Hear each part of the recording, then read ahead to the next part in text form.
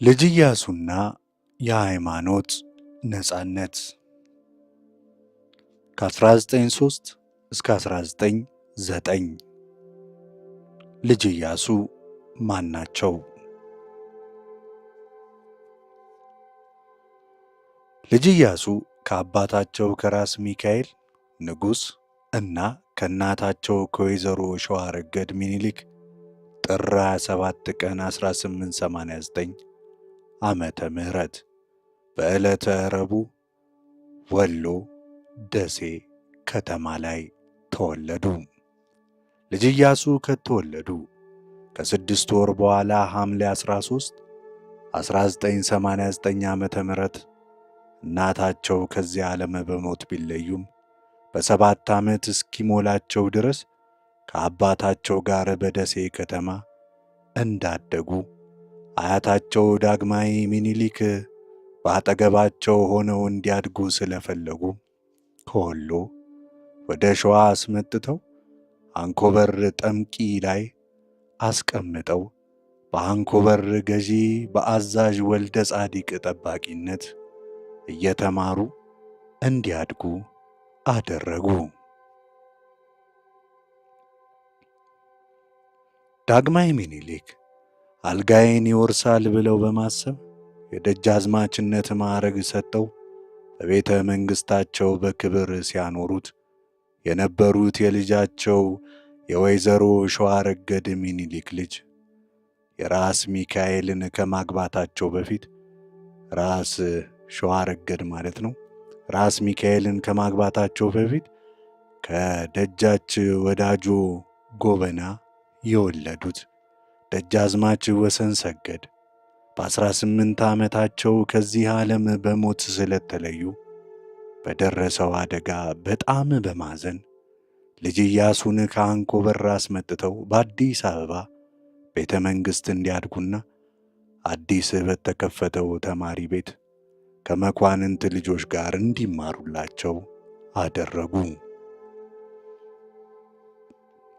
ከአንድ ዓመት በኋላ ዳግማዊ ሚኒሊክ በብርቱ ስለታመሙ ንጉሶች የንግስና ዘመናቸው በፈጣሪ ሕግ ሲቋረጥ ይዘውት የነበረውን የግፍ ሥርዓታቸው እንዲቀጥልና ንግስናን ከዘራቸው እንዳይወጣ በማሰብ የሞትንም እኛ ያለንም እኛ በማለት የእጄን ለእጄ አሉ።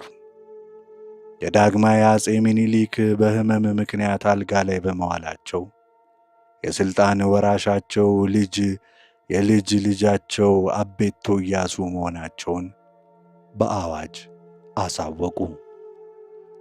ልጅ ኢያሱን አልጋ ወራሽ ማድረጋቸውን ግንቦት 10 ቀን 1901 ዓመተ ምህረት በአዋጅ ነጋሪት ያስነገሩት። ቀጥሎም ራስ ተሰማ ናደውን ራስ ቢትወደድ ብለው ሾመው ሞግዚትና እንደራሴም አደረጉላቸው። ልጅ ኢያሱም በራስ ተሰማ ግቢ ልዩ ቤት ተሰርቶላቸው ይቀመጡም ጀመር። በዚህ ጊዜ ልጅ ኢያሱ የ12 ዓመት ዕድሜ ላይ ነበሩ።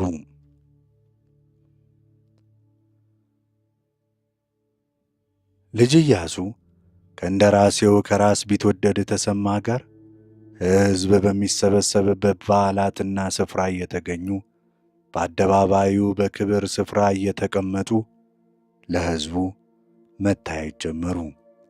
የማዕረግ ስማቸው አቤቶ ኢያሱ ወይም አልጋ ወራሽ አቤቱ አቤቶ ኢያሱ እየተባለ ይጠራ ጀመር። ተራው ሕዝብ ግን ልጅ ኢያሱ ወይም ጌታዬ ልጅ ኢያሱ በሚል ስም ይጠራቸው ነበር። የፈረስ ስማቸውም አባ ጤና ይባል ነበር። በማኅተማቸው ላይ የተጻፉ ቃል የመጀመሪያው ጊዜ ማኅተማቸው አቤቶ ኢያሱ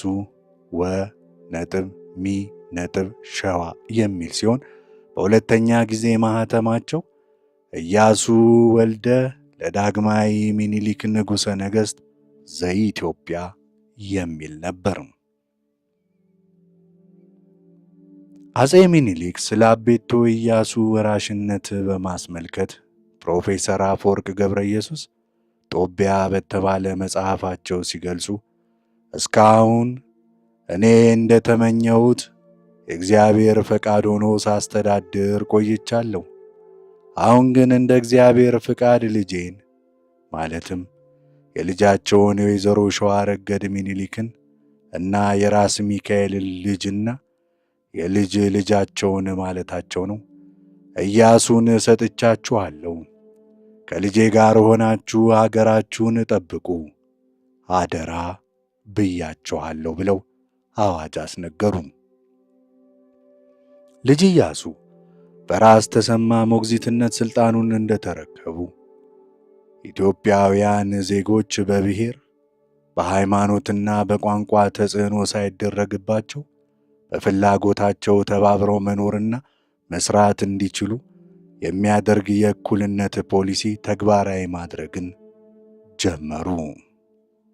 በተለይም ባለፉት የነገሥታት ሥርዓት ከፍተኛ ተጽዕኖ የነበረባቸው ሙስሊም ኢትዮጵያውያን በዚህ አዲስና ዘመናዊ ፖሊሲያቸው ተጠቃሚ መሆናቸውን በተግባር ለማሳየት ወደ አፋር፣ ሶማሌና ሐረርጌ አካባቢ ራሳቸው በመሄድ ሙስሊሙን ኅብረተሰብ እየተዘዋወሩ ጎብኝተዋል።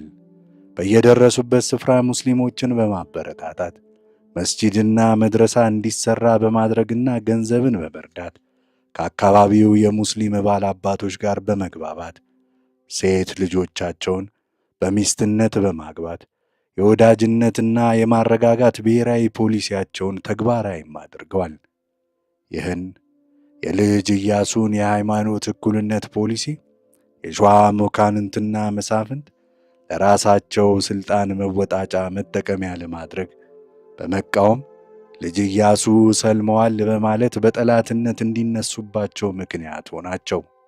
ይህንን ሁኔታ ዘመናዊ የታሪክ ጸሐፊ የሆኑት ፕሮፌሰር ባህሩ ዘውዴ በጻፉት የኢትዮጵያ ታሪክ መጽሐፋቸው ላይ ሲገልጹ እንዲህ ይላሉ። ኢያሱ የተፈታተነው ለዘመናት የቆየውን የኦርቶዶክስ ክርስትና ሃይማኖት የበላይነትን ጭምር ነው። ጠላቶቹ ኢያሱን በሕዝብ ዘንድ ለማስጠላት አመቺ መሳሪያም ሆነላቸው። እንደ ቀጨኔ መድኃኔዓለም ያሉትን አብያተ ክርስቲያናት እንዳላስተከሉ ሁሉ ጉድ ተብሎ የሚነገረው መስጂድ ማሰራታቸው ብቻ ሆነ ብለዋል። በ1909 በልጅ ኢያሱ ላይ የቀረበው ዋነኛ ክስ መናፍቅነት ነበር። ክሱ አልዋጥ ላላቸው ተጠራጣሪዎች ማስተማመኛውን ድሮንስ ቢሆን ከመሐመድ አሊ ልጅ ማለትም ራስ ሚካኤል በመባል ወደ ክርስትና የተቀየሩት ንጉሥ ምን ይጠበቃል የሚል ታኮ አስገቡ። በዚያ ዘመን ያወጡት በእኩልነት ላይ የተመሠረተውን የሃይማኖት ፖሊሲያቸውን ስናጤነው ኢያሱን የሚስተካከል ዘመናዊ የኢትዮጵያ መሪ እንዳልነበር ያረጋግጥልናል። ከሳቸው በፊት ከነበሩት ነጋሲያን ሁሉ ዲሞክራሲያዊ የሆነ ጭላንጭል ለሕዝባቸው ለማሳየት የተጉ መሪ ነበሩ ማለትም ይቻላል። የኢያሱ በእኩልነት ላይ የተመሠረተ የሃይማኖት ፖሊሲ የብዙ ብሔረሰቦች ቋንቋዎችና ሃይማኖቶች አገር በሆነችው ኢትዮጵያ ውስጥ ለመጀመሪያ ጊዜ የተሞከረ በመሆኑ የስር ነቀል ለውጥ አዝማሚያ የነበረው መሆኑን መገንዘብ አያዳግትም።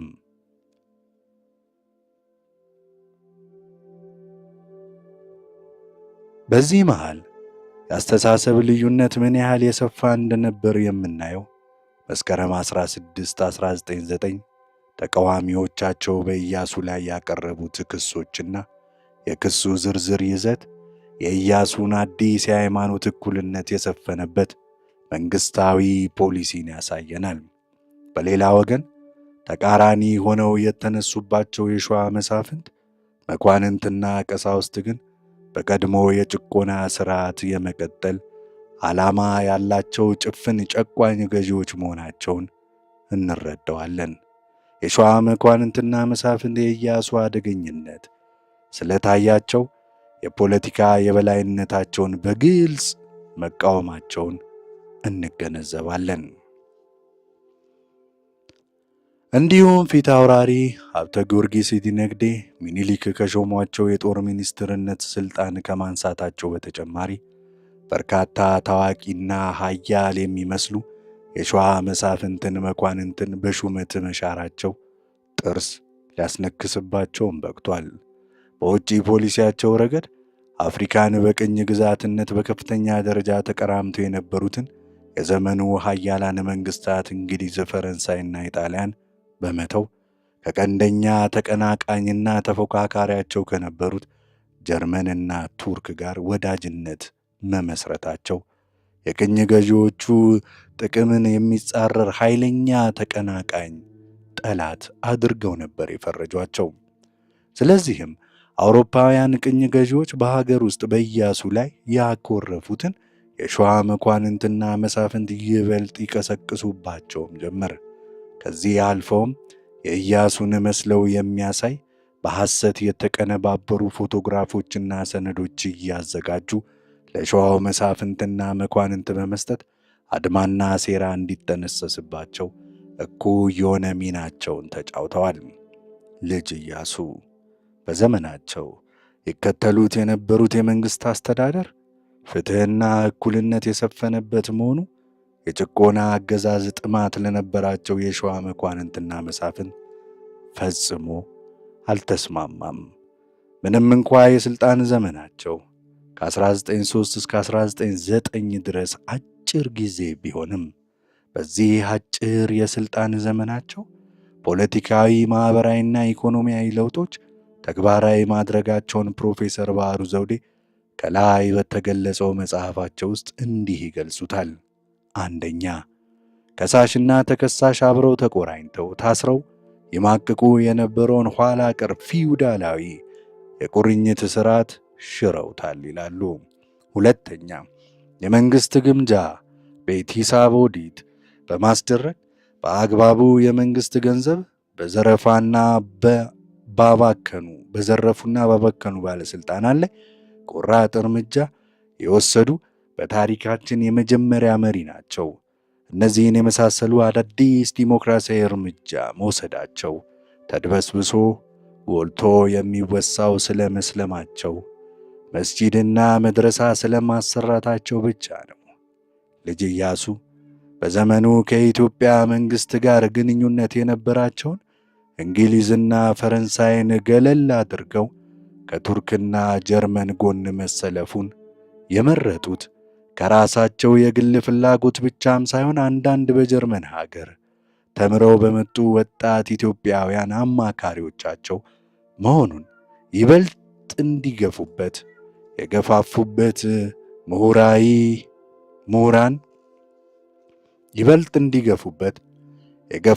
ምሁራን መካከል በጀርመን ታላቅ ስልጣኔ የተማረኩት እነ ነጋድራስ ተሰማ እሸቴ መሆናቸውን አንዳንድ የሀገራችን ጽሑፍ ጸሐፊዎች ይገልጻሉ።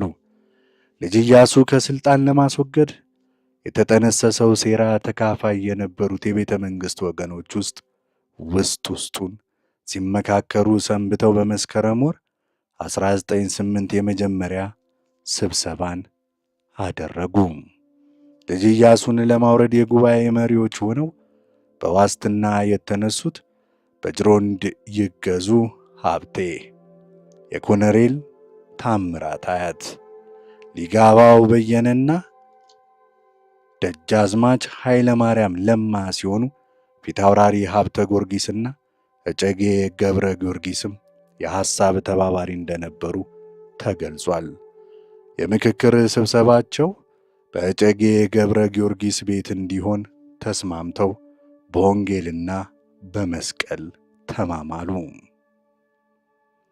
ልጅ ኢያሱን አባቱ ከሰጡት መንበር ለማውረድ ቆርጠው የተነሱት አድመኞች ሐሳባቸውን ከግብ ለማድረስ ያቀረቡትን ምክንያት ያላመኑትና ኢያሱን ለማውገዝ ያልቸኮሉት አቡነ ማቴዎስ ብቻም ናቸው። አድመኞቹ ለኢያሱ ከገቡለት ቃለ መሐላ እንዲፈቷቸው ሲጠይቁ ኢያሱ ለመስለሙ ተጨባጭ ማስረጃ የለም ብለው ካንገራገሩ ኋላ ግን የእጨጌው ግፊት ቢበዛባቸው አድመኞቹን ከግዝቱ ፈተዋል። በተለይ እጨጌው ኢያሱን ለማጥፋት የተነሱትን የደብረ ሊባኖስ ገዳም ካህናት መተዳደሪያ የነበረውን መሬት ይገባኛል ብለው ለመውረስ ሲነሱ የገዳሙ ካህናት አሻፈረኝ ብለው ሙግት ይገጥሟቸዋል።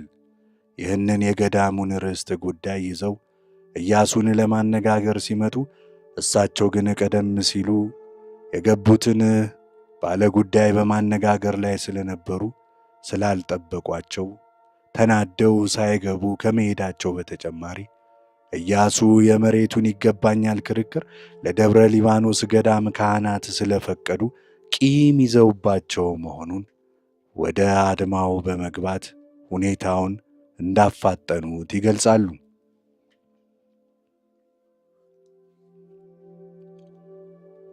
ከዚህ በተጨማሪም ኢያሱ ሰልመዋል በማለት መኳንንቱ ሕዝቡን በማሳመን አድማውን ይበልጥ አቀጣጠሉ። የውጭ አገር መንግሥት የፖለቲካ ሰዎች ስለመሆናቸው በተመለከተው የቀኛዝማች ታደሰ ወልዴ መጽሐፍ በመጥቀስ እንዳሰፈሩት እንዲህ ይላሉ። ዛፊሮ የሚባል የግሪክ ተወላጅ በልጅ ኢያሱ ዘመነ መንግሥት ኢትዮጵያ ውስጥ ይኖር ነበር። ይህ ግለሰብ እንግሊዝ ለጋሲዮን ሠራተኛ ከመሆኑም በላይ የእንግሊዞች ጉዳይ ፈጻሚ፣ አድራጊ፣ ፈጣሪ እንደነበርም ይታወቃል። በወቅቱ ልጅ ኢያሱ በርበራን ለማስለቀቅ ዓላማ ነበራቸውና ይህን ዓላማ ስለ እንግሊዝ ሆኖ ይቃወም ነበር። በዚህ መሃል የዛፊሮ የተባለው ግለሰብ የፈረስ ግልቢያ ወዳድ ስለነበር ከተማም ውስጥ የሚጓዘው በፈረስ ጀርባ ላይ ስለነበረ ከዕለታት አንድ ቀን በፈረስ ሽምጥ ሲጋልብ ነፍሰ ጡር ሴትን ይገድላል። ይህን የሰሙት ልጅ ኢያሱ እየጋለበ እንግሊዝ ለጋሲዮን ከመግባቱ በፊት አሲዘው ለፍርድ ያቀርቡታል። እሱም ነገሩን ከሟች ቤተሰብ ጋር በደም ካሳ እርቅ ተስማምቶ ከጨረሰ በኋላ ጉዳዩን ለልጅ ኢያሱ ያስረዳል። ልጅ ኢያሱም ደግ ሰው ነበሩና የሴትየዋን ጉዳይ ከቤተ ዘመዶቿ ጋር በእርቅ ጨርሳል። ነገር ግን በሆዷ ውስጥ ለነበረው ሕፃን ደም ተሟጋች እኔ ነኝ ብለው ለሌላ ቀጠሮ ያዘዋውሩታል። ወዲያው የሸዋ መኳንንት ልጅ ኢያሱ ሰልመዋል ብለው በወንጀል ከስልጣን ለማውረድ የሚያሴሩበት ወቅት ነበርና ይህን መልካም አጋጣሚ ለመጠቀም የእንግሊዝን ዓላማ እውን ለማድረግ ዛፊሮ ቆርጦ ተነሳ። የእንግሊዝ መንግሥት ለዚሁ ዓላማ ያወጣውን ገንዘብ ለመኳንንቱ እየዞረ ከማደሉም ባሻገር በግብፅ አገር ውስጥ የተሠራውን ሐሰተኛ የሆነ የልጅ ኢያሱን በእስልምና ልብስ የተሠራ ፎቶግራፍ 20,000 ኮፒ በማባዛት በአገር ውስጥ አሰራጨው። በመጨረሻም አቡነ ማትያስ የአፄ ሚኒሊክን ግዝት ፍቱን በማለት ቅስቀሳ ቢያደርጉባቸውም ስላልተቀበሉት እጨጌ ወልደ ጊዮርጊስን በማሳወቅና በማሳመን የሆነ የወሬ ዘመቻ በማካሄድ ለመፈንቅለ መንግሥቱ ከፍተኛ አስተዋጽኦ በእንግሊዝ መንግሥት በኩል በማበርከቱ የነገሩን ትክክለኛ ለመሆን ባመኑ ኢትዮጵያውያን ዘንድ ቀንደኛ እብድ የሚል ስም አሰጥቶ ታሪክ ተድበስብሶ ተዋርዶ ይኖራል። ዋነኛውን እና መታወቅ ያለበት ከላይ እንደተጠቀሰው ዛፊሮ የእንግሊዝን ጥቅም ለመጠበቅ የተነሳሳ ሲሆን እጨጌ ወልደ ጊዮርጊስ በግል ከዛፊሮ ጋር በመሆን በጥቅም በመደለል መሆኑን ነው። አቡኑ ልጅ ኢያሱን እንምከረው ቢሉ እንኳን እጨጌው ባለመስማማታቸው ከአቡኑ ጋር ተጣልተውና ቃላቸውን ጥሰው በኢትዮጵያ ታሪክ ውስጥ ወራዳና ተልካሻ የሆነ ሥራ ሰርተዋል። ለዚህም ምርጫ ዋነኛው ፊት አውራሪ ሀብተ ጊዮርጊስ ነበሩ ብለዋል። በመቀጠልም ቆንሲል ሆኖ ይሠራ የነበረው ዛፊሮ ለተንኮሉ መግቢያ ቀዳዳ በር በዚህ አገኘ። በኢትዮጵያ የፈረንሳይ የእንግሊዝና የጣሊያን ቅኝ ግዛት የነበሩትን የሱማሌ ግዛቶች ነፃ እንዳይወጡ ለማድረግ ቁጥሩ ከፍተኛ የሆነ ገንዘብ ወደ ኢትዮጵያ ገብቶ ስለነበር ይህንኑ ዛፊሮ በፈረስ እየዞረ ለከሃዲያን ያከፋፍል ነበር። ፎቶግራፍ በማንሳት በኩል ደግሞ አርመናዊው ሌዮንና ህንዳዊው ሞዴ በመተባበር ካይሮ ድረስ ሄደው በረቀቀ ቴክኒክ አቤቶ ኢያሱን የእስላም ልብስ አልብሰው ዙሪያውን በእስላሞች አስከብበው ፎቶግራፍ ካነሱ በኋላ በ20,000 ኮፒ አባስተው አምጥተው ለየዋሁ የኢትዮጵያ ሕዝብ በተኑለት። ይህንን ለአቤቶ ኢያሱ በዙፋን ላይ መውረድ በቂ ምክንያት ሆኖ ተገኘ በማለት የተፈጸመውን አሳዛኝ ድርጊት ይገልጹታል። ዘመናዊ የኢትዮጵያ ታሪክ ጸሐፊው ፕሮፌሰር ባህሩ ዘውዴ በልጅ ኢያሱ ላይ የሸዋ መኳንንትና መሳፍንት ከመሠረቱ ክስ ሐሰተኛ መሆኑን በመግለጽ ከጻፉ በኋላ በተጨማሪ በሰጡት ማብራሪያ እንዲህ ይላሉ። ክሱ ግን ሐቀኛ መሠረት አልነበረውም። የሀገር ውስጥም ሆነ የውጭ መረጃዎች እንደሚያረጋግጡት የኢያሱ ጥረት ክርስትናን በእስልምና ለመተካት ሳይሆን ያለፈውን አድሎ የተሞላበት ሥርዓትን ሽሮ ሙስሊሞች በገዛ አገራቸው እንደ ባይተዋር መቆጠራቸውን ለማቆም ነበር። የኢያሱ ችግር ፖሊሲውን በግልጽ አለመብራራቱና በአፈጻጸም ላይ ከዘዴ ይልቅ ማናለብኝነትን መምረጡ ላይ ነው። በሃይማኖት ፖሊሲ ኢያሱ የሚስተካከል ዘመናዊ የኢትዮጵያ መሪ ለማሰብ ያዳግታል። አርቆ አሳቢው ቴዎድሮስ እንኳ የሙስሊሞች ነገር በተለይ የወሎ ሙስሊሞች ነገር ሲመጣ አስተሳሰቡ ጭፍን ነበር።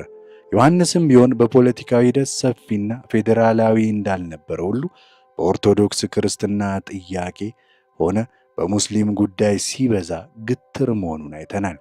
ሚኒሊክም ግዛት ማስፋፋቱን እንጂ ለግዛቱ ፍትሐዊ አስተዳደር በመመስረት ላይ ይህን ያህል አልተጉበትም በማለት ልጅ ኢያሱ ከቀደመው የኢትዮጵያ ነገሥታት አንጻር በሃይማኖት ጉዳይ ዲሞክራቲክ አመለካከት፣ ዘመናዊ የመንግሥት ፖሊሲ እንደነበራቸው ይገልጻሉ።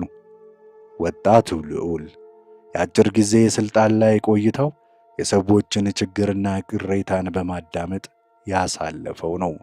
በመሆኑም ኢስላም፣ ክርስቲያን፣ አዋማዊ፣ ሰሜን፣ ደቡብ ሳይል አንዱ ካንዱ ሳይበላለጥ የሁሉንም ብሶትና ችግር ያዳምጣል። በወቅቱ ኢያሱ ለኢስላሙ ያሳይ የነበረው ርኅራኄ የሀገሪቷን ብሔራዊ ግንባታ በሕዝቦቿ እኩልነት ላይ የተመሠረተ የማድረግ ሐሳብ እንጂ የሃይማኖትና የጎሳ ክፍፍል ለማድረግም አልነበረም።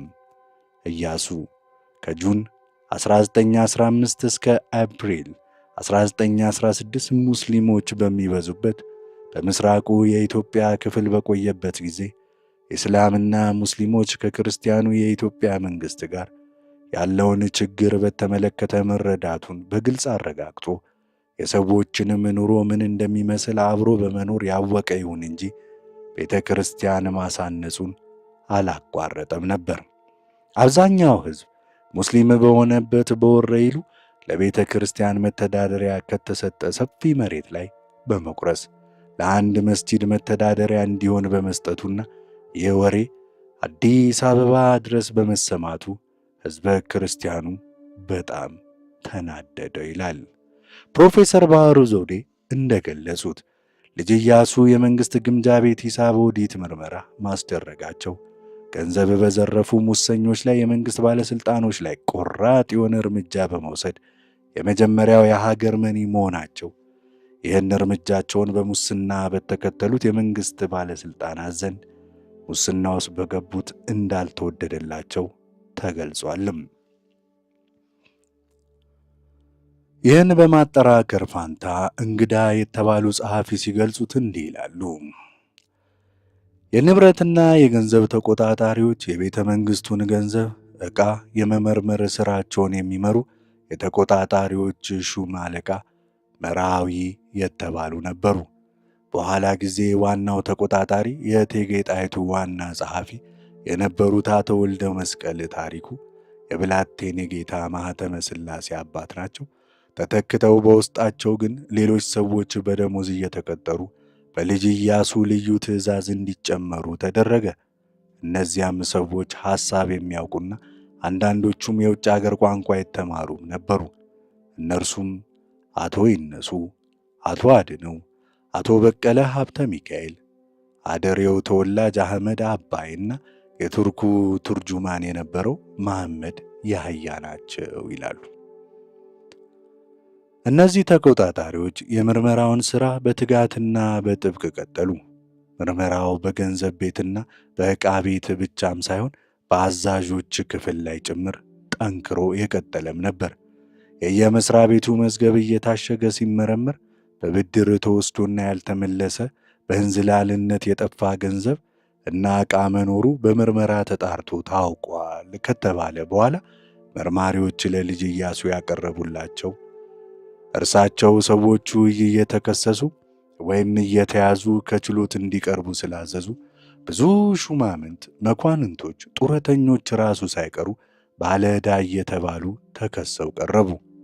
በሀገራችን ታሪክ ጥናት ላይ አብዛኛውን ዕድሜያቸውን ያሳለፉት ታላቁ የታሪክ ተመራማሪ ሪቻርድ ፓንክረስት በኢትዮጵያ የታሪክ ጥያቄዎች ላይ ስለ ልጅ ኢያሱ ሲገልጹ ልጅ ኢያሱ ለእስላሙ ኢትዮጵያዊ የነበራቸው አመለካከት ከቀደምቶቻቸው ጠለቅ ያለ ነበር።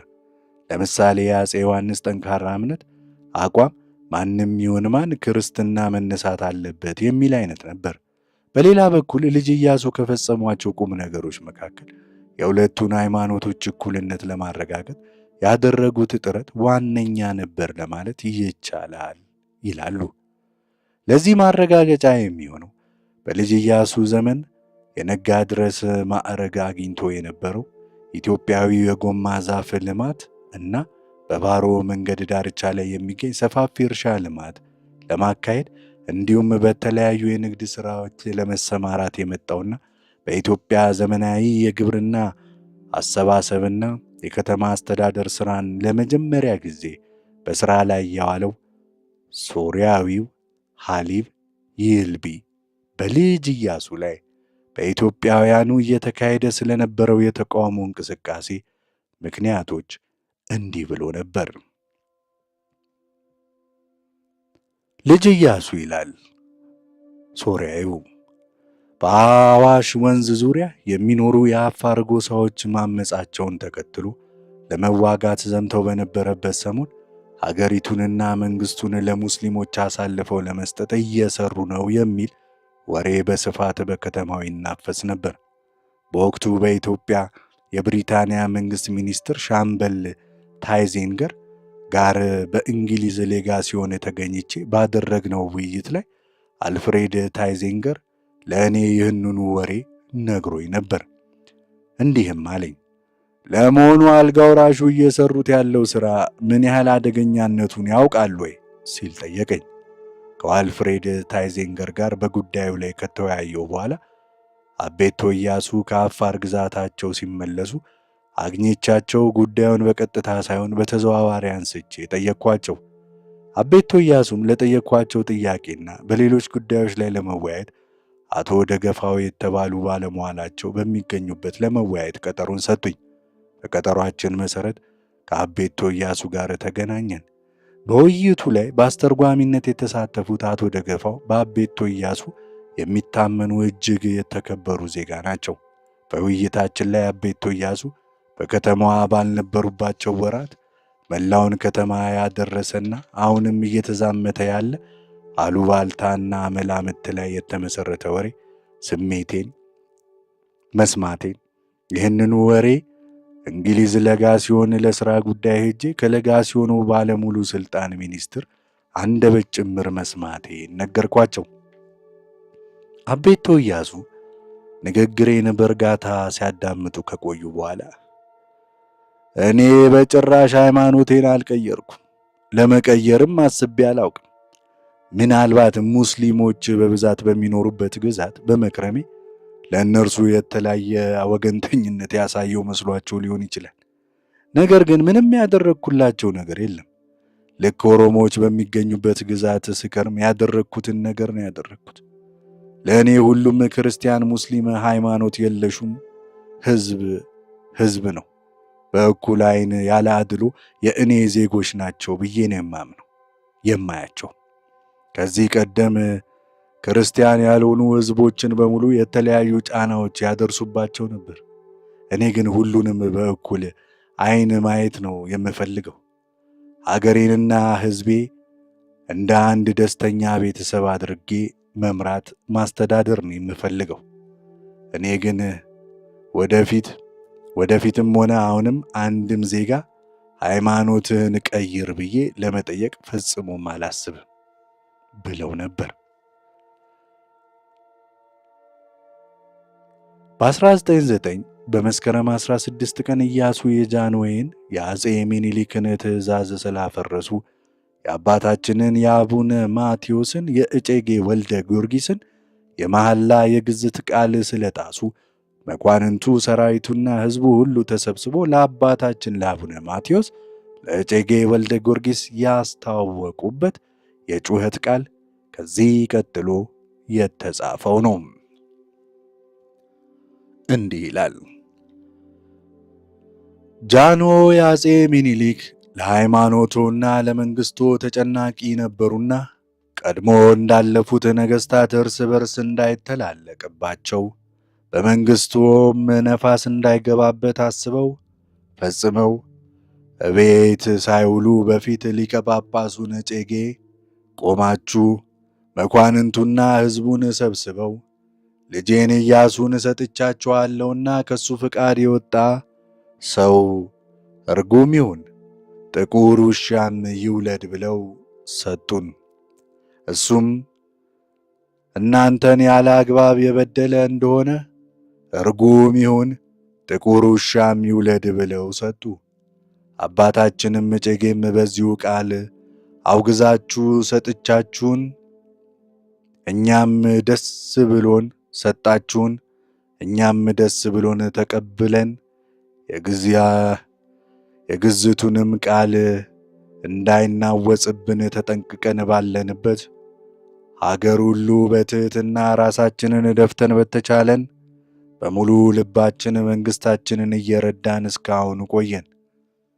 ከግዝትም ቃል የወጣ ሥራ እንዳልሠራን አባታችንም መላ ኢትዮጵያም ያውቃል። አሁን የምናሳውቀውም ቃል ይህ ነው።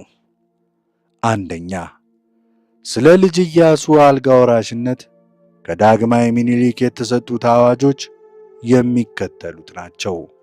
ሀ የጃንሆይ የዳግማዊ ሚኒሊክ ቃል በ1901 ዓ.ም ግንቦት 10 ቀን አዲስ አበባ ጃል ሜዳ ጉባኤ ተደርጎ ዳግማዊ ሚኒሊክ የኢትዮጵያ ንጉሠ ነገሥት ያዘዙት ቃል ይህ ነው። የአገሬ የኢትዮጵያ ሰዎች፣ ልጆቼ፣ ወዳጆቼ፣ እግዚአብሔር የገለጸልኝን ምክር ልምከራችሁ። ምክሬንም እግዚአብሔር በልባችሁ እንዲያሳድርባችሁ ተስፋን አደርጋለሁ። አጼ ቴዎድሮስ በሞቱ ጊዜ ከእሳቸው ጋር የነበረው ሰው ሁሉ የአንዱን አገር አንዱ እደርባለሁ፣ አንዱን ገድዬ እኔ ጌታ ሆናለሁ እያለ ሁሉም ላይረባ ተላልቆ ቀረ። ከዚህም በኋላ የአጼ ዮሐንስ ሰው የሆነውን የምታውቁት ነው። በአገር በሽታ ሳይገባ ሌላ የባዕድ ጦር ሳይነሳበት በምቀኝነት እርስ በርሱ እንደተላለቀ አይታችሁታል። አሁንም ልጆቼ፣ ወዳጆቼ፣ አንዱ በአንዱ ምቀኝነት ይቅር። የአንዱ ሀገር አንዱን እደርባለሁ እንዳትባባሉ። እኔ እስካሁን በፍቅር እንዳኖርኳችሁ እናንተም ተስማምታችሁ በፍቅር እንድትኖሩ እለምናችኋለሁ። እናንተ አንድ ልብ ከሆናችሁ በምቀኝነት እርስ በርሳችሁ ካልተወጋጋችሁ በቀር ሀገራችንን ኢትዮጵያን ለሌላ ለባዕድ አትሰጧትም። ክፉም ነገር ሀገራችንን አያገኛትም። ነፋስ እንዳይገባባችሁ ሀገራችሁን በያላችሁበት በርትታችሁ ጠብቁ። ወንድሜ ወንድሜ እየተባባላችሁ ተደጋገፉ። የኢትዮጵያን ጠላት ተጋግዛችሁ ተድንበር መልሱ። የኢትዮጵያን ጠላት በአንድ ወገን ትቶ በአንድ ወገን ቢሄድና ድንበር ቢጋፋ ወገን ታልመጣ ምን ቸገረኝ ብላችሁ ዝም አትበሉ። ያ ጠላት በመጣበት በኩል ሁላችሁም ሂዳችሁ አንድነት ተጋግዛችሁ ጠላታችሁን መልሱ። እስከ የቤታችሁ እስኪመጣ ዝም ብላችሁ አትጠብቁ። ይህንን ምክር ለእናንተ መስጠቴ እኔማ በእግዚአብሔር ቸርነት ይህንን ያህል ዘመን ገዝቼ የለምን?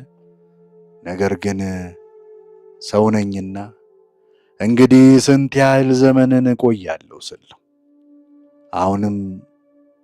አሁንም እኔ እንደተመኘሁት እግዚአብሔር ተጨመረበትና ፈቃዱ ሆኖ ልጄን ቢያቆምላችሁ ከልጄ ጋር ሆናችሁ ሀገራችሁን ጠብቁ አደራ ብያችኋለሁ። አደራ የሚያኖሩበት ሰው የታመነ ስለሆነ ነው።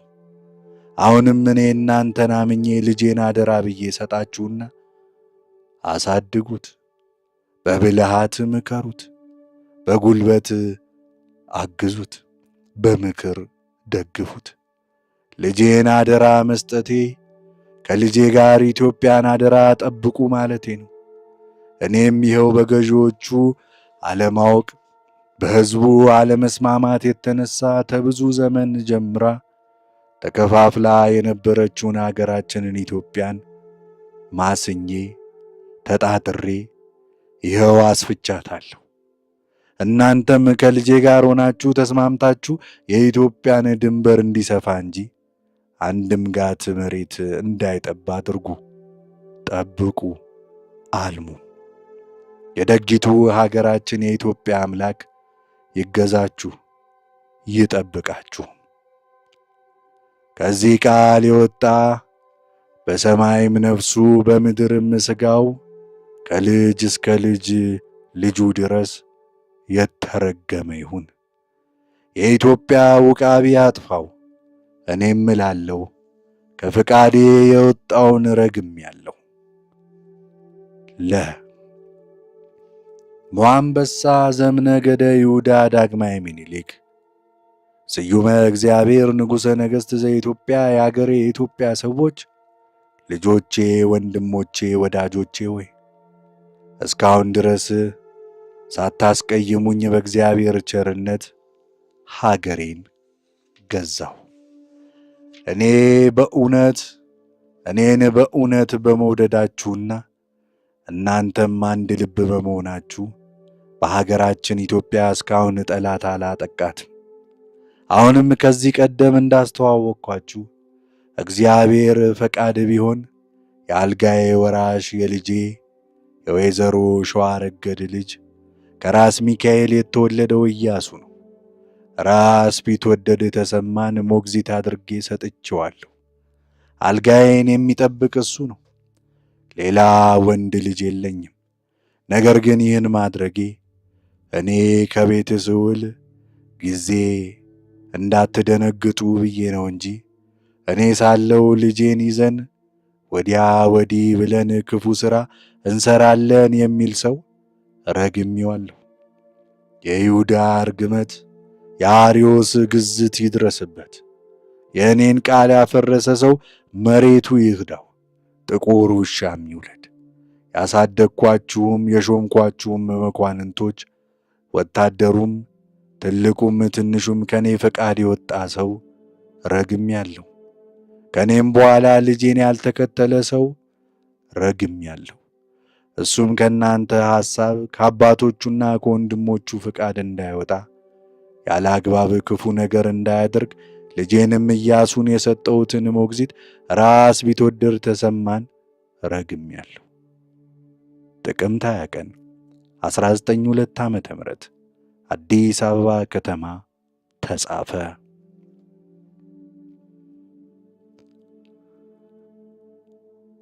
በልጅ ኢያሱ ላይ ቀርበው የነበሩ ክሶች ምን እንደነበሩ ቀጥለን እንመልከት። መጀመሪያ ጃንሆይ ማረፋቸውን ሰው ሁሉ እያወቀው ባረፉበት ሰሞን በልጅ ኢያሱ ትእዛዝ ሰው ሁሉ ፈረሱን እየጫነ ጉግስ ሲጫወት ሰነበተ። የቀረው ቢቀር በዚያ ሰሞን ማዘንና መተከዝ ይገባ ነበር። መኳንንቱና ሕዝቡም ለጌታው ሳያለቅስ እምባውን እንዳረገዘ ቀረ። ሚኒሊክን የመሰለ የድሃ አባትና ነጋሲው ንጉሣችን መላ ኢትዮጵያን አንድ አድርገው አስማምተው አሕዛብን አቅንተው ባጸኑት መንግሥት በሠሯቸውም አብያተ ክርስቲያናት ጧፍና ዕጣን ሳይባልላቸው ቀረ። አጽማቸውም የወደቀበትን ቦታ አባታችን ያውቁታል። በጃንሆይ ማረፍ ሕዝብ በግልጽ እንዳያለቅስ ማድረጋቸውና ለማስፈታታቸው መንግሥት እንዳያነቃንቅባቸው ይሆናል። ከነገ ዛሬ ፍታት አስፈቱ፣ ምጽዋት አደረጉ ይሉናል እያልን ምጽዋትም አድርጉ ይሉናል እያልን ስንጠብቅ ይህንን ያህል ቀን ቆየን። የአባታቸውን ማረፍ ከምንም ሳይቆጥሩ የቀሩት ለካስ ሃይማኖታቸውን ለውጠው ብዙ ጊዜ ኖሯል። ሁለተኛ ሃይማኖት መለወጣቸውን ከክርስቲያን መንገድ መውጣታቸውን መግለጽ ከወጠኑት ጀምሮ የሰሩትን ያልተገባ ሥራ ሁሉ ጽፈን ለመጨረስ አይቻልምና ዋና ዋናዎቹን ብቻ በአጭር ቃል እናመለክታለን። ጌታችን ጃንሆይ የአውሮፓን ሥርዓት እኔው ተሽቀዳድሜ በአገሬ ካላገባውና በሁሉም ነገር እነሱን ካልመሰልኳቸው አይሆንም ብለው ከተማ መጠበቅ የአውሮፓን ሥርዓት ማስለመድ ይሁን ብለው የሌት ዘበኛ ቢያቆሙ ልጅ ኢያሱ 10 አሽከር እያስከተሉ ሌሊት እየዞሩ እንደ ሽፍታ ከዘበኞቹ ጋር እየተታኮሱ ጠንክረው የሚጠብቁትን ዘበኞች እየገደሉ በከንቱ ደማቸውን እያፈሰሱ የቆመውን ደንብ በገዛ እጃቸው ባረባ ነገር አፈሰሱት። ሦስተኛ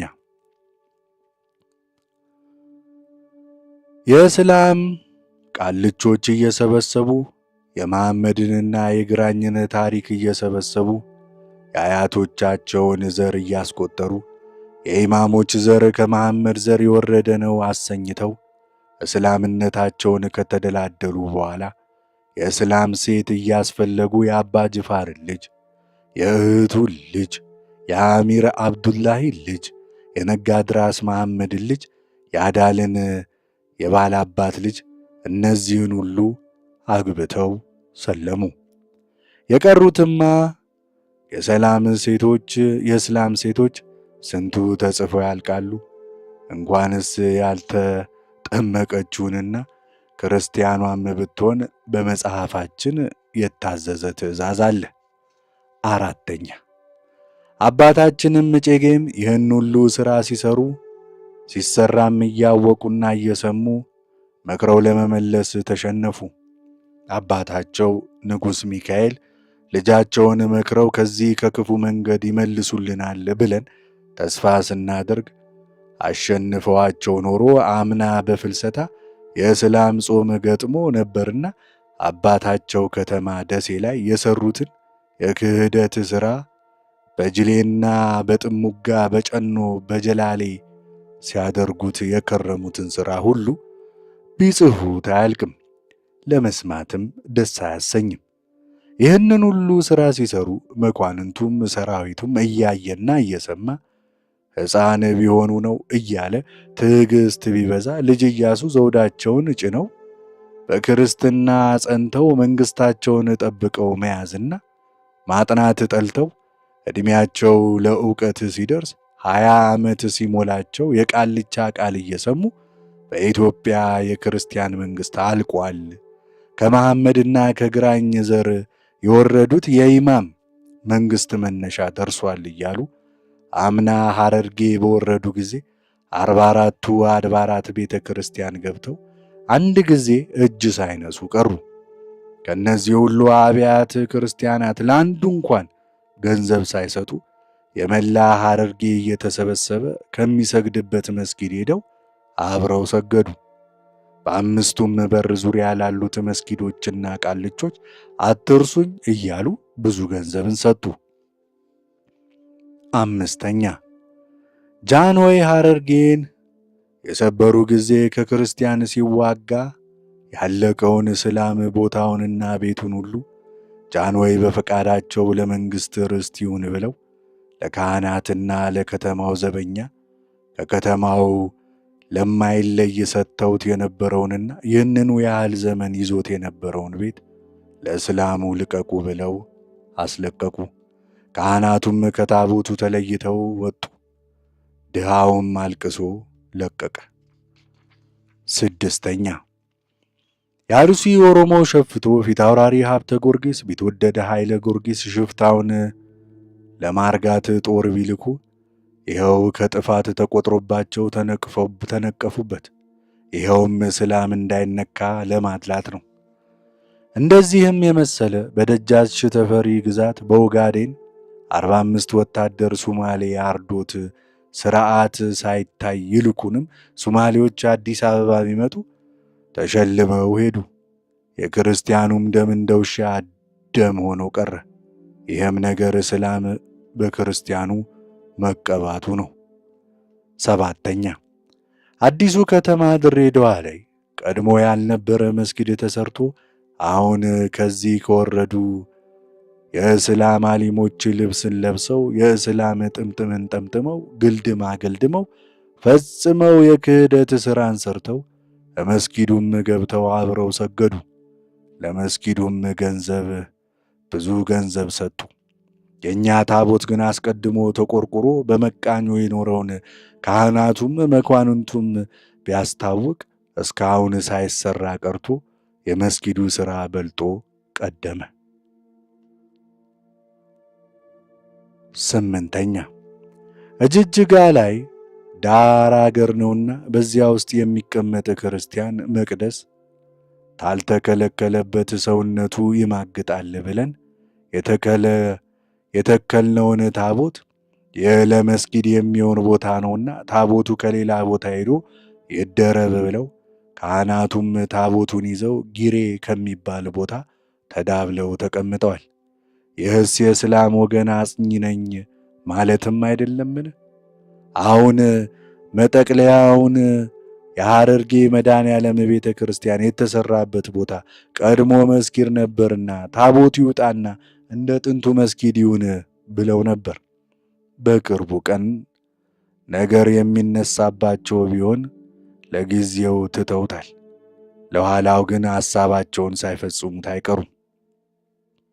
9ኛ ከዚህ ሁሉ የሚከፋ ሥራ ሲሰሩ እስካሁን ድረስ ከእስላም ጋር እየተጋደለ በክርስትና ጸንቶ በዓለሙ ሁሉ ታውቆ ራሱን ችሎ የኖረው የኢትዮጵያ የክርስቲያን መንግሥት ስሙን ከምድር አጥፍተው ሃይማኖቱን አስለውጠው የእስላም ዜጋ ሊያደርጉት የመንግሥታችን የአገራችን ክብርና ስም መጠሪያ በሰንደቅ ዓላማችን ላይ ላኢላሃ ኢለላህ መሐመድ ረሱልላህ ብለው አጽፈው ወስደው ለቱርክ መንግሥት ቆንሲል አስረከቡት። ሰንደቅ ዓላማ ማለት ትርጓሜው በመንግሥት ፋንታ ሆኖ ለዓለም ሁሉ የሚታይና የሚታወቅ ምልክት ማለት ነው። ለዚሁም ምስክር መንግሥት ሲባል ሰንደቅ ዓላማ የሌለው መንግሥት የለም። የቱርክ መንግሥት ቆንሲል ይህን ሰንደቅ ዓላማ ተቀብሎ በብዙ ደስታ አድርጎ ሻምፓኝ ከፍቶ እየጠጣ የኢትዮጵያ መንግሥት ሃይማኖት ሁሉ የእስላም ሃይማኖት የተመረጠ መሆኑን ተረድቶት ዛሬ አመነ። ለዚህ ምስክር ሰንደቅ ዓላማውን ለእስላሞች ጠቅላይ ለቱርክ መንግሥት አስረከበ። እንግዲህ ከዛሬ ጀምሮ የቱርክንና የኢትዮጵያን አንድ መሆን የሚጠራጠር ሰው ቢገኝ ወንጀልም ይሆንበታል እያለ በጉባኤ መረቀ። የውጭ መንግሥት እንደራሴዎች ይህንን ሰምተው ሰንደቅ ዓላማችሁን አስመልሱ እያሉ ቢመክሩ የሚሰማቸው ጠፍቶ ሰንደቅ ዓላማው አሁንም በቱርክ ቆንሲል እጅ እንዳለ ነው። 10ኛ በፍጹም መስለማቸውን ለይቶ የሚያስታውቅ እስከ 40 ትውልድ በጠርቡሽ ላይ አስጽፈው ወገናችሁ ነኝና እስላምነቴን እወቁ ብለው ለሐረር እስላምና ሱማሌ ሽልማትን ሰጡ።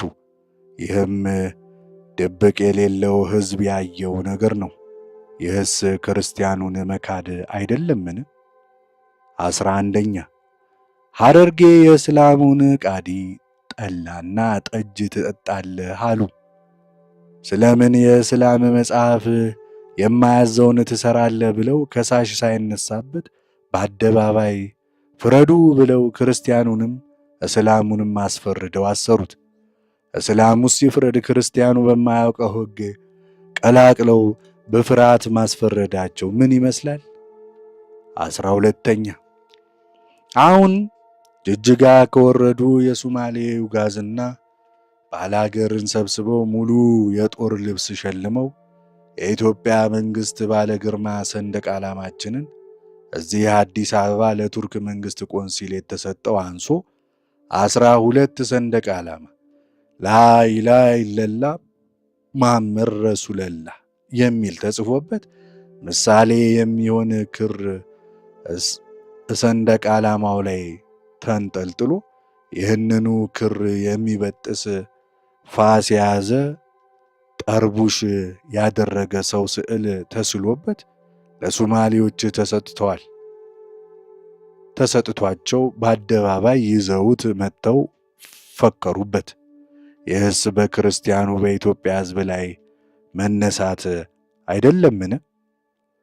13ኛ የኢትዮጵያ መኳንንትና ሕዝብ ወደ ጥፋት መሄዱን እያየና እያወቀ ዝም ብሎ ትዕግስት ቢያበዛ ፈረንጆቹ የልጅ ኢያሱን ሥራ ሁሉ ተመልክተው ይህ ነገር ጅሃድ የማሰኘትና የኢትዮጵያን ክርስቲያን አጥፍቶ በመጨረሻ በእኛ ላይ የሚከፋ ነገር ለማምጣት ነውና ይህን ነገር ለመንግሥትና መልክትና ለራሱ ብልሃት ያበጅ በተቀረ እኛ የምንሠራውን እናውቃለን ብለው በአንድነት ሆነው በግልጽ አስታወቁ።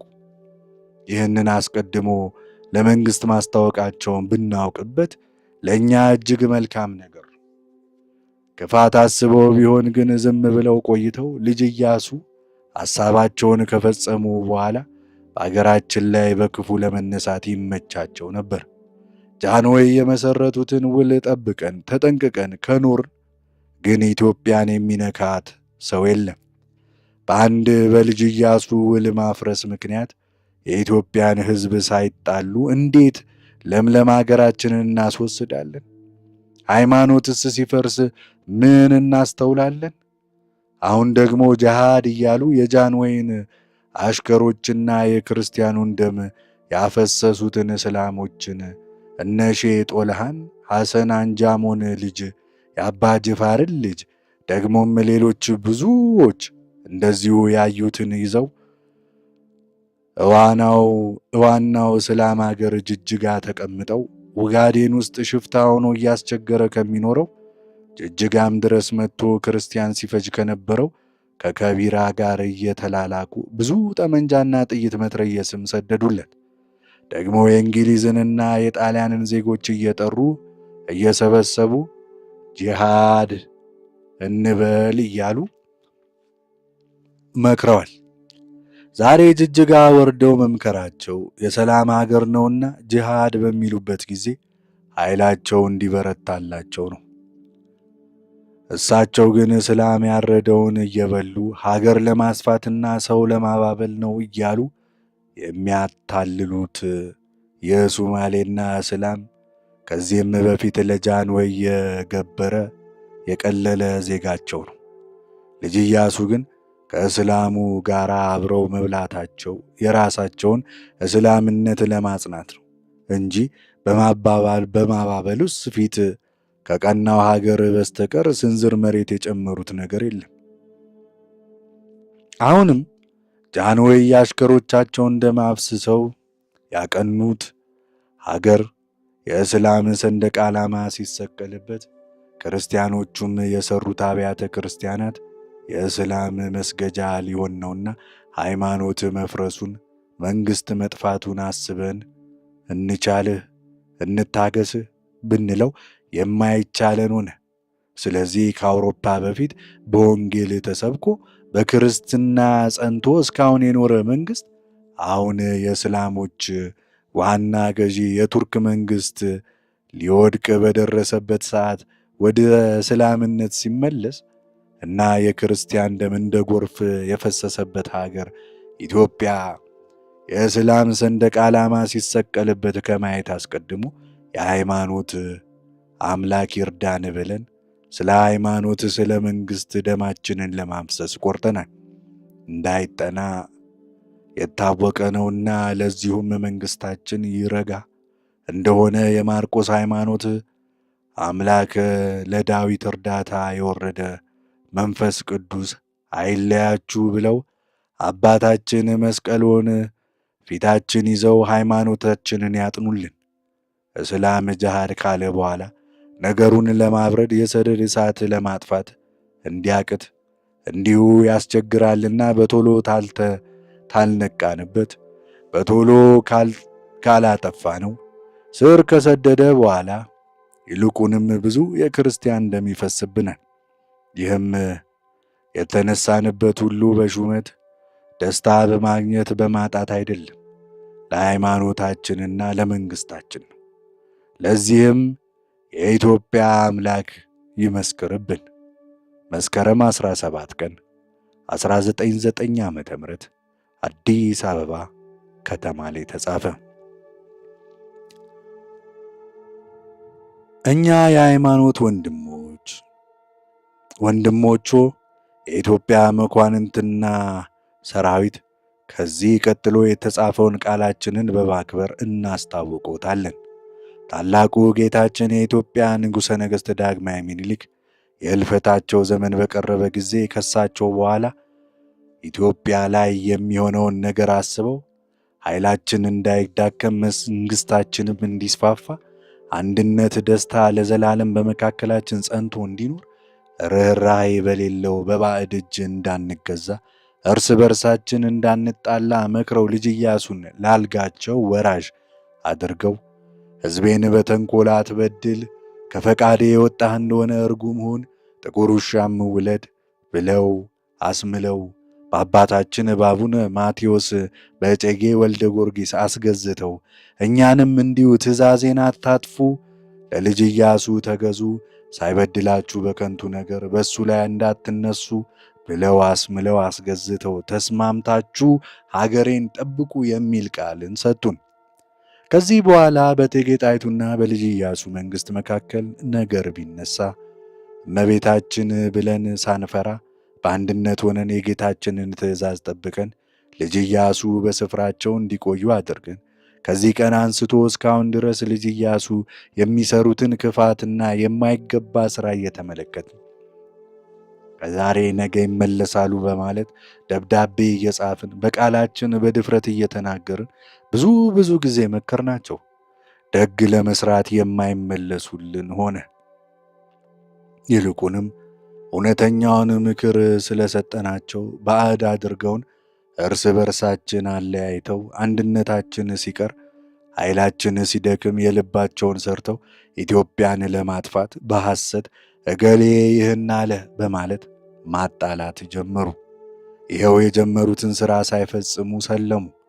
ይሄ ከሆነ በኋላ መኳንንቱና ሕዝቡ ተሰብስበው የአፄ ምኒልክን ቃል መካዳቸውን ግዝትም ማፍረሳቸውን ከዚህም ሌላ ብዙ ክፋት መስራታቸውን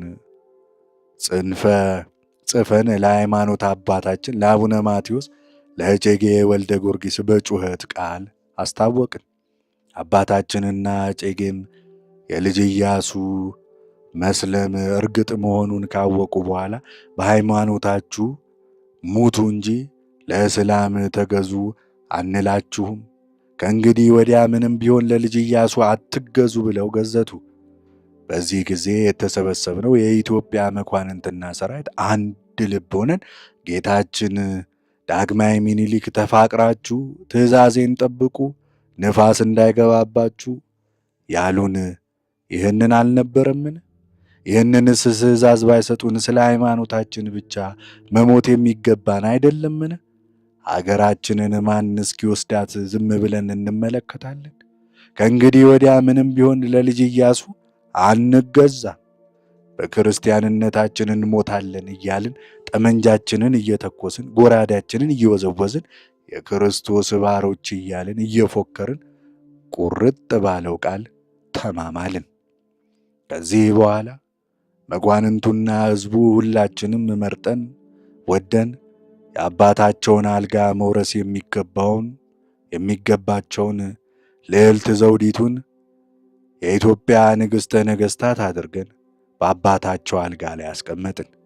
ለራሳቸውም ወራሽ ራስ ተፈሪን አድርገን አባታችን እጨጌም ከነዚህ ፈቃድ የወጣ ገዝተናል ብለው በአዋጅ ለሕዝብ ሁሉ አስታወቁ። የንግግሩን እርግጥ መሆን ለማስረዳት ብለን ማኅተማችንን በዚህ ግርጌ አትመን ለአባቶቻችንና ለእጨጌ እኛ የሰጠናቸውን የአቤቱታ ቃልና የእነሱን የግዝት ቃል ጨምረን ልከነዋል። በየዳር ሀገሩም ያለው መኳንንት ሁሉ ይህንኑ ቃል በስልክ እየሰማ ደስ ብሎት መቀበሉን እናስታውቀዎታለን። ይህ የሠራነው ሥራ በሁሉም ወገን ቢታሰብ የልዕልት ዘውዲቱ የአባታቸው አልጋን መውረስና ለኢትዮጵያ ንግሥት መሆን ስለ ሁላችን ጥቅም መሆኑ የታወቀ ነው። እሳቸው ይልቁንም ለእኛ ከመጨነቅና ከማሰብ በቀር የሚተርፋቸው ነገር የለም። ለማናቸውም ነገር እርስ በርሳችን ተዋግተን ሀገራችንን፣ ክብራችንን አሳልፈን በከንቱ ለውጭ ሰው እንዳንሰጥ ምናልባት በእርሶ ወሰን ዙሪያ ለኢትዮጵያ መንግሥት የሚጎዳ ነገር የተነሳ እንደሆነ በርትተው እንዲያስጠብቁ የማይቀር ሞትን በሃይማኖት ጸንተው እንደቆዩት የሃይማኖት ወንድሞቹ የኢትዮጵያ ሕዝቦች በማክበር እናመለክቶታለን። ይህንን የላክልኖንን ቃል ሁሉ እርስዎ ካዩት በኋላ በእርሶ ግዛት ውስጥ ላለ ለኢትዮጵያ ሰራዊት፣ ለሃይማኖት ወንድሞቻችን ሁሉ በአዋጅ አድርገው ያስታውቁልን። መስከረም 18 ቀን 1909 ዓ.ም ከአዲስ አበባ ተጻፈ። ይህንን ተከትሎ እጨጌው በሐሳቡ በመስማማት ሐሳቡን በማጠንከር የውግዘትና ግዝት ደብዳቤ በመጻፍ ለመኳንንቶችና ሰራዊት የላኩ ሲሆን ሊቀ ጳጳሱም ይህንኑ ሐሳብ ሁሉም መኳንንቶችና ሕዝቡ እንዲደግፉ የሃይማኖታዊ አባትነታቸውን ሥልጣን ተጠቅመው የጻፉት ደብዳቤ ከአንድ ወዳጄ ያገኘሁት እስካን አድርጌ ለታሪክ ማስታወሻነቱ አስቀምጫለሁ ይላል ጸሐፊው። የልጅ ኢያሱ ክስን በተመለከተ ዶክተር መሐመድ አሊ ባልታተመ ጽሑፋቸው ውስጥ ሲገልጹ እንዲህ ይላሉ። ከላይ በተጠቀሰው መረጃ የልጅ ኢያሱ ወንጀል ተብሎ በቀረበው የፖለቲካ ክስ ለማሳየት የተፈለገው የልጅ ኢያሱ መስለም ወይም ክርስቲያን መሆን ሳይሆን በታሪክ አጋጣሚ ከሰለሞናዊው የክርስቲያን መንግሥት ፍላጎት ውጭ የአገዛዝ ሥርዓት ሊከሰት የነበረውን ምላሽ ነው። በተጨማሪ በረዥም ዘመናት በኢትዮጵያ ሙስሊም ህብረተሰብ ላይ ሲደረግ የቆየውን የፖለቲካ፣ የሃይማኖት፣ የባህል፣ የሥርዓት ጭቆና በጥልቀት የሚገልጽ መንግሥታዊ የፖሊሲ አቋም መግለጫ መሆኑን ነው ይላሉ። ምንም እንኳ ኃይለኛና የሚያስፈሩ ቢሆንም ልጅ ኢያሱ በ1909 ዓመተ ልደት አልጋቸውን ለመልቀቅ የተገደዱት ይልቁንም በሃይማኖት ጉድለት እንደሆነ በጊዜው የደረሰን ሲነገርም ሰምተናል። ትክክለኛውን ለተረዱት ግን ተንቀናል፣ ተበድለናል በሚሉ የተለያዩ ፍላጎት ያላቸው ሰዎች ባደረጉት አድማ የመንግሥት ግልበጣ ተካሂዶ የሀገራችን ኢትዮጵያ ልጆች የሆኑት ዜጎች በሃይማኖት፣ በዘር፣ በጎሳ ሳይለያዩ በእኩልነት በዜግነታቸው ኮርተው እንዲኖሩና ወሰኖቿ የተከበሩ ኢትዮጵያን እገነባለሁ በማለት ሲዋትቱ የነበሩ ወጣት ልዑል ኢያሱ ሚካኤል ሐሳባቸውን ሳያሳኩ በፖለቲካ ሴራ ተጠልፈው ባጭሩ ቀርተዋል። ታሪካቸውም ተድበስብሶ ቀርቷል። የሰሩትና ያልሰሩት ሳይለይ በሴራና በባላንጣ ትርክት ተተብትቦ ክፍለ ዘመኑ ተቆጠረ።